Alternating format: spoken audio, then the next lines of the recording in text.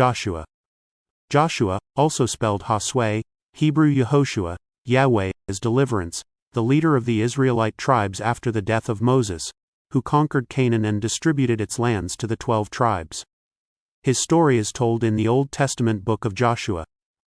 According to the biblical book named after him, Joshua was the personally appointed successor to Moses, Deuteronomy chapter 31 verses 1-8, 34-9, and a charismatic warrior who led Israel in the conquest of Canaan after the exodus from Egypt. After sending spies into Canaan to report on the enemy's morale, Joshua led the Israelites in an invasion across the Jordan River. He took the important city of Jericho and then captured other towns in the north and south until most of Palestine was brought under Israelite control. He divided the conquered lands among the 12 tribes of Israel and then bade farewell to his people, Joshua chapter 23, admonishing them to be loyal to the God of the covenant.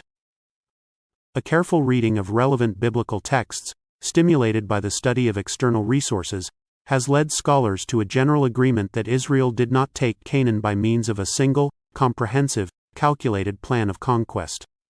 It happened more gradually and more naturally, through progressive infiltration and acculturation. This relatively peaceful development, which went on for a couple of centuries, reached its fulfillment in the rise of David. Until then, for the most part, walled cities remained in Canaanite hands. Even if these cities were razed, as in the case of Hazor, Joshua chapter 11, Israel does not seem to have made military use of them. David's occupation of Jerusalem was a first in this respect.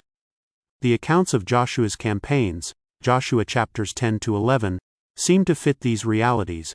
They are accounts of forays by a mobile community, moving ever westward, that increasingly constituted a force to be reckoned with in the open spaces between the walled cities.